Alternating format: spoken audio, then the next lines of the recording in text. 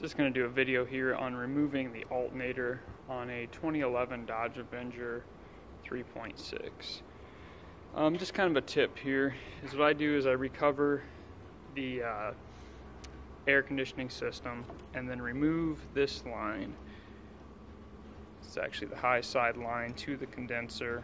There's a stud here, just goes like this. Let's take this 13 millimeter off. Move this line out of your way. We'll set that there. Then the other thing I did is remove your upper radiator hose, which just goes from here back to the radiator here. Make sure you have a catch can underneath there.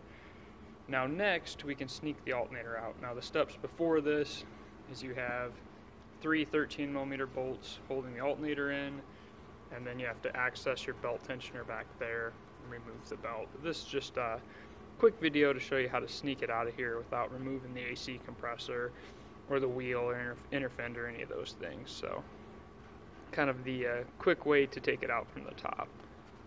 So give me 1 second and I'll try to set this, remove it. I'll set you guys up here. Yeah. Set you guys over here.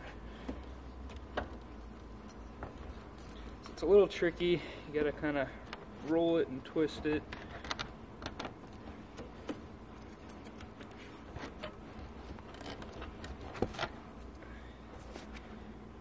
Now we're up here. See that? And we're out. So that's how you do it. Saves you a lot of time. The only thing is you do have to have a way to recover and recharge the air conditioning. So if you don't have access to that equipment, at that point you probably are going to have to remove the AC compressor, leave everything sealed, just unbolt your 13 millimeter bolts on it and kind of tip it out of your way, and then you can roll the alternator down from the bottom. But if you have a way to recover and recharge, this is definitely the way to go.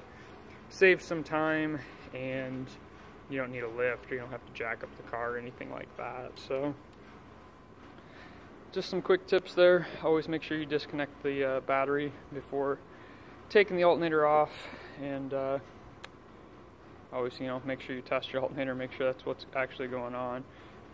This one was pretty straightforward. Had a low voltage code, the PO 562, and then tested the alternator. It wasn't charging, and you could actually see where the main power, actually I'll show you guys this. It's kind of hard to see at the moment, but this is actually burnt, if that makes sense. This was getting really, really hot, and it actually melted the cap on top of it. So that's a pretty evident sign of either bad connection here or the alternator voltage regulator went out. Checking the connection, it was pretty obvious the voltage regulator and the alternator went out. So there's some tips for you guys, and hopefully this helps you.